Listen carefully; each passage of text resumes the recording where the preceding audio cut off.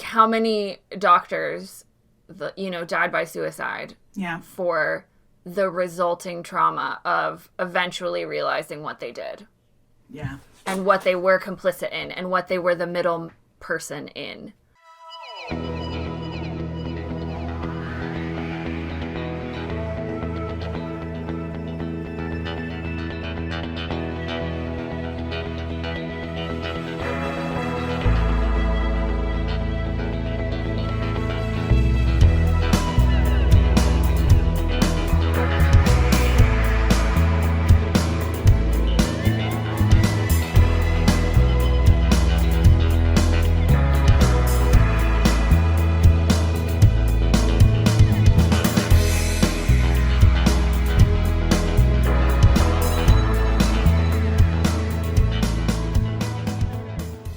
Hey everybody, we're the Good Doctors of Abbey Research. I'm Dr. Erin. I'm Dr. Kristen. And you're exceptionally welcome to our continued discussion of the Hulu docudrama series Dopesick. We are on to episode 2, Breakthrough Pain. Because I am the person who was not emotionally re-traumatized as much in the rewatching of this, I am the person who did the note-taking. I mean, I do note-taking more than Dr. Kristen. Even when we're talking about The Crown, you take more notes. Like, I'm not as meticulous of a note-taker as you are. It's not how you process the information. No. And so, but specifically for this one, there wasn't going to be even the barest of jots for Dr. Kristen, because she's been swimming in this soup, as we say, for quite some time. So I am on the recap duties for Dopesick, which I am honored and privileged to share with you now. Sorry, we're recording this and we're both a little loopy, so bear with us. So this episode, Breakthrough Pain, is literally about the concept of breakthrough pain. We learn that it was invented by Purdue Pharma and Richard Sackler for the purpose of explaining why OxyContin's supposed 12-hour time release wasn't working.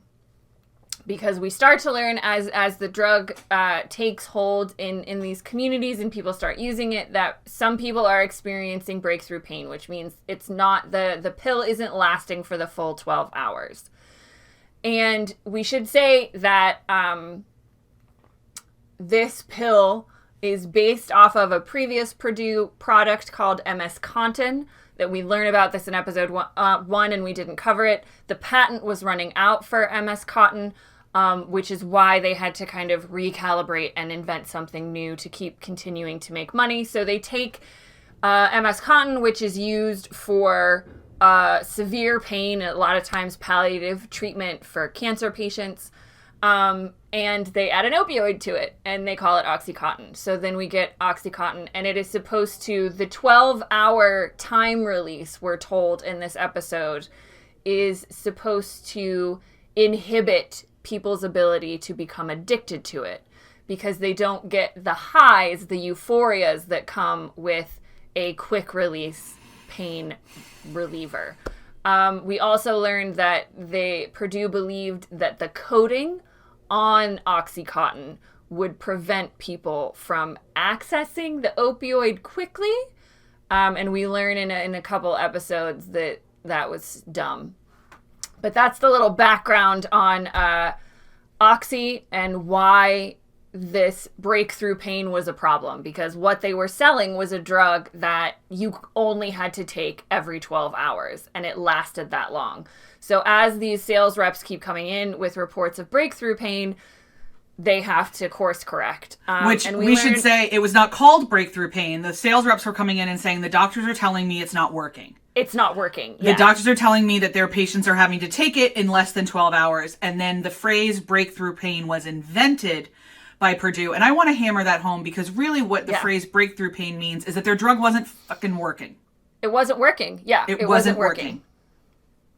Yeah, no, it's a really important point. And one that I don't think we talk about enough. And we talked a lot in our episode 1 coverage about how important this series is because it is shedding light on a societal communal trauma that we, for as much as it's been in the news, we aren't talking about it communally, societally. Because it's always something that happens to other people. Right. And as so often happens, we have attached moral judgment to the disease of addiction. And so we do that in order to separate ourselves and disconnect ourselves, and so that we don't have to see the humanity in folks. If it's a moral failing, we do this with a lot of things that go against societal norms. So this is not new from humans, but it's a particularly muddy waters for the opioid epidemic, which, as we discussed in episode 1, we're not handling well at all. So it's really important to bring this in and to explain what breakthrough pain is. And I'm so glad that they structured the episodes in the way that they did to kind of showcase the evolution and how we get ourselves into this massive, massive societal epidemic, even pandemic now, as we know it's gone beyond our borders. So we get from Richard Sackler's mouth that we have to create a condition now to explain why the drug isn't working for folks. And he explains that this is something that his uncle Arthur did like all the time. Yeah. Which is totally normal. So they start, the prescription is to then double the dose. Oh, it's not working? They have breakthrough pain. No, it's totally normal. Double the dose. Go. What I would like you all to notice at this point in time is that there were no clinical trials done. There was no scientific testing around whether or not we should double the dose. This was a marketing decision. Yeah. This was a marketing decision.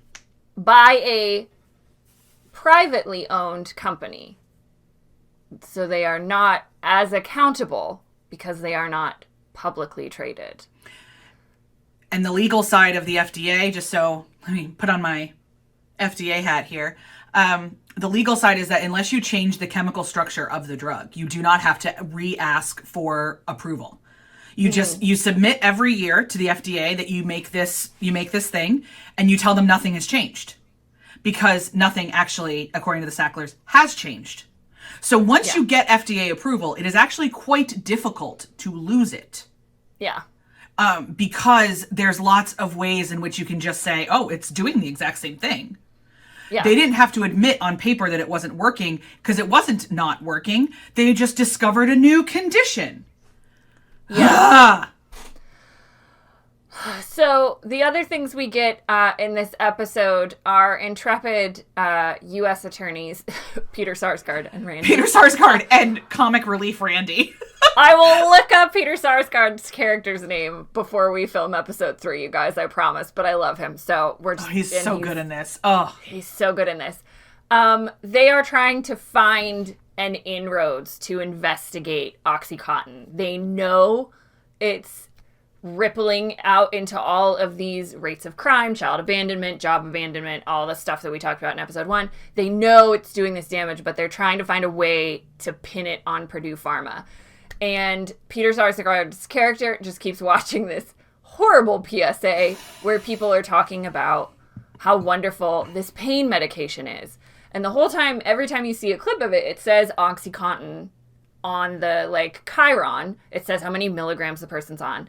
But he realizes, and you realize as you're watching this, none of the people in the testimonials are mentioning the drug by name.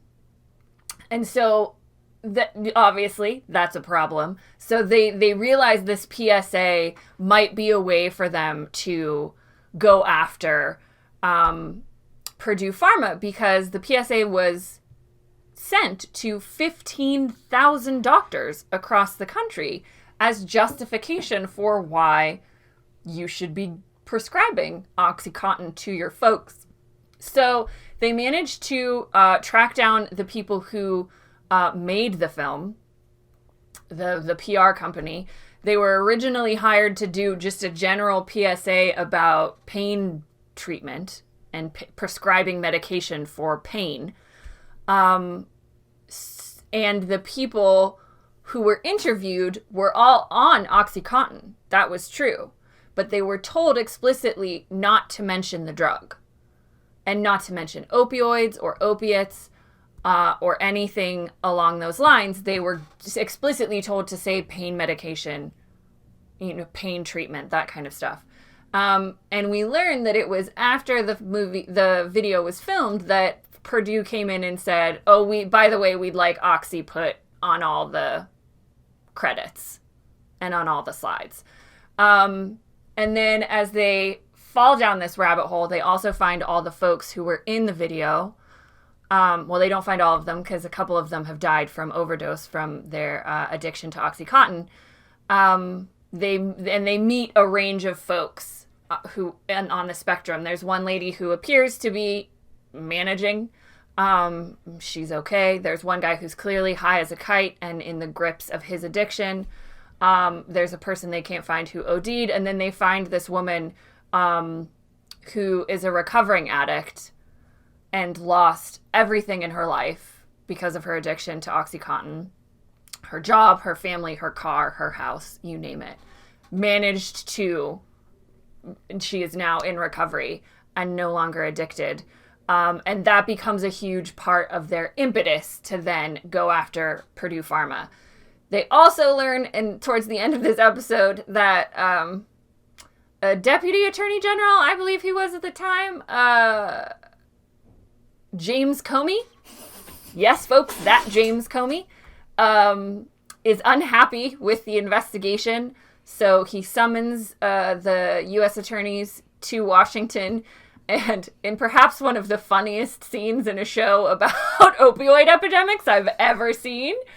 And it's so funny and it's so specific. I think it has to be true. Comey says, why are you guys investigating chicken? And they're just like, chicken? What are you talking about? Do you mean chicken like the animal or chicken like you're scared? Again, comic relief Randy. And so Comey was under the impression that they were investigating Purdue Farms. Yeah. Which goes to Dr. Kristen's point, I think, that in our episode 1 discussion, that people didn't know who Purdue Pharma was at all. And that was kind of the point. So once they clear it up that no, spelled differently, pharmaceutical company going after drugs, Comey's on board. But that also tips them off that, there's voices in the DOJ that are trying to curtail their investigation, which I'm sure will come up. And then we end the episode with Dr. Phoenix finally being cajoled by Billy, his Purdue Pharma sales rep, into attending a weekend seminar in Scottsdale, Arizona, which is basically a whole 2-day-long scam to convince doctors that they need to be prescribing Oxy, and if they aren't, they need to be prescribing it more. And we learn at the end that doctors who attend the weekend seminars write twice as many scripts for OxyContin than doctors that don't, because they bring in all these pain specialists and these pain associations, and they have these testimonials, and they wine and dine them with lobster, and they give them free stuffed animals. I don't know. And this is where we start to see Dr. Phoenix really getting pulled in to the machinations of Purdue Pharma. He's brought up on stage. He gives a very heartfelt speech about what the people in his town do and what it means to be a miner in America, and this whole undercurrent of not recognizing the work and the labor that goes into being in the mines and the contributions they've made, and if this drug can help them with their pain after they've done all of this service for their country, that's a great thing, which just made me feel really sick in my stomach, because all of those things are true about people who work in industrial centers across this country, especially now as we've deindustrialized and they've closed down. They are in a lot of ways forgotten, and the fact that they were then targeted in order to sell an addictive narcotic coming from a family, a person whose grandfather worked in a steel mill in Pittsburgh for 37 years, it makes me want to like punch people in the throat. But that is where we end with breakthrough pain. Dr. Kristen, what have you got? Where are you at? It is such an American story that you just create something to sell more shit. Like, it's so American. Yeah. Oh, our product's not working. How can we sell something to convince people that it is? Not how can we fix our broken product? No. Oh, heaven forbid. No. We actually keep people safe. We covered a lot of what I want to say in this episode. I will say that there's one of the things I find fascinating about institutional abuse, which is what this is. This absolutely falls into our broad category of institutional abuse, totally. Which we have become specialists in. Accidentally? I'm not sure. We probably intentionally chose some of these things and then accidentally became like the experts in so many of them, I should say. I think it's definitely a case of accidentally on purpose. Accidentally on purpose. So this is part of institutional abuse is there's always the question of the kind of middlemen and their culpability. So when we talk about cults like Nexium, for instance, Keith Raniere, who is the sociopathic ringleader, is in prison for life because of what he's done. But then the whistleblower, Sarah Edmondson, who's very famous now, recruited a lot of people into the cult. And there are people that are branded physically, that's part of that cult story, because of Sarah Edmondson. And there's lots of people on the internet that are like, she deserves no mercy, she's at fault, it's part of the problem. And I find the whistleblower middlemen the most fascinating in the industrial abuse, complex. So for me, that's Dr. Phoenix in this. He's the middleman. And I don't see Dr. Phoenix actually, as we do the story, making a whole lot of choices. Because so much of his informational agency was taken away because he was lied to so consistently. Yeah. And he was, I want to see the research, and he'd be given research that, we come in later episodes to find out was entirely falsified by Purdue Pharma and made up by a specialist that doesn't actually have any business talking about what they're talking about, et cetera, et cetera. And so the other thing I thought about was, man, a lot of people who really don't trust doctors come by it feckin' honestly. Like, look at this nonsense. Yeah. Look at this nonsense that even the good ones are fed constantly. And how do they, as a medical professional, how do you know who to trust to then, give out take care of your patients? Because there are, most doctors, I've met some doctors who are doctors for the paycheck. It's really easy to sniff them out. But the majority of physicians that have cared for me are there because they care for people. And these machinations to help companies make money off of those people. It's why we need universal health care and regulations and things as such. But my heart just really broke for Dr. Phoenix throughout this whole, in the book as well. Like, I remember just wanting to hug him the whole book and thinking like, man, buddy, like you just got brainwashed. Like you just got hoodwinked. Yeah. And there's a lot of behavior that the Purdue Pharma sales reps use that is exactly the cult recruitment tactics, exactly, some of the more abusive multi-level marketing groups use. It's a lot of neurolinguistic processing and twisting words and playing with language and forcing people to kind of think differently against their own, like I said, the phrase I use is informational agency. They aren't able to actually discern what is true and what is a lie because of how it's being packaged. So I think for me, breakthrough pain is hilarious. I think it's also absolutely tells me how incredibly disconnected they are from the world, that they think putting a coating on something will prevent anything. Because I am... Is that coating made out of vibranium? No. Then I don't know. What are you talking about? I know what goes into the coatings. It's essentially sugar. Like, it dissolves. The point of it is to dissolve. So explain to me, if it's going to dissolve in someone's stomach, how is it not going to dissolve if they just hold it in their mouth for 3 minutes? What is wrong with you? Like, the point is that it has to be absorbed so that it can work. Like, I remember looking at that and just thinking, my God, you've never met an addict. And you've never studied what opioids do to the brain. Like they've obviously never said, no one has ever told them about Dopesick. Like no one has ever told them about the condition Dopesick. Right. You know, and kind of what that looks like. So. I know. And, you know, I think the thing that I failed to mention when we talked about episode 1, but that goes into the whining and dining of the doctors, is they were given psychological profiles. Yep. On these doctors. Yep. Like, they probably hired private detectives. Yep. Purdue being the they. To gather this information so that they could manipulate them, remove their informational agency. Yep. In order to sell more drugs. And, like, y'all, if that is not the most sinister American way to make a profit. Yeah. And so I remember, and it was after this episode or the first episode, I turned to Dr. Kristen and I just said, how many doctors, died by suicide? Yeah. For the resulting trauma of eventually realizing what they did.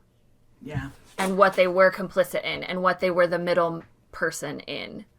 How many of them suffer from depression or anxiety or quit their profession? We talk a lot about how many medical professionals are quitting because of the trauma of COVID and the stress of COVID. So again, it furthers our point that it's never just the addicts Ever. that are impacted by this. We are all touched by it, whether we know a person who is or was addicted to Oxy or not. Yeah. And, a lot of people in this show become stand-ins. And, Phoenix is a stand-in for the doctors. Betsy is a stand-in for the addicts. And, yeah, it makes you feel, as you're watching, especially this episode, and watching Phoenix, it's, especially because they've already showed you how he feels about it and he's testifying to the grand jury so clearly. Where he goes with this, but it's hard to watch. It's like watching a roller coaster. Like he's on the roller coaster, but he doesn't know it, and it's just clicking up to the top, and you're just like, oh, buddy, there's a downhill coming. Ooh. Yeah, it's a slow-moving car wreck, for sure. Yeah. A lot of this show is a slow-moving car wreck. Yeah. So I think that's where I'd love to end. What a recommendation. And in episode 3, we're going to unpack some more of this as we get into more of Purdue's evil doings. And treachery, criminal activity. And we'll see you for that. Again, we'll reissue the call that we made in the first episode. If you or somebody you love has been affected directly by this and you would like to share your story, please don't hesitate to reach out. We would love to be able to provide the platform for you to do that. As Dr. Aaron says all the time, sunshine is the best disinfectant. And so how can we serve you in understanding your own story better? Please don't hesitate to reach out. In the meantime, subscribe to the channel, comment below, do all the YouTube-y things. If you're on the podcast app as you're listening to this, please follow the podcast on whatever app you're choosing this on. It really does help other people be able to engage with these conversations, and we deeply appreciate your support. Thanks, everybody. Take care.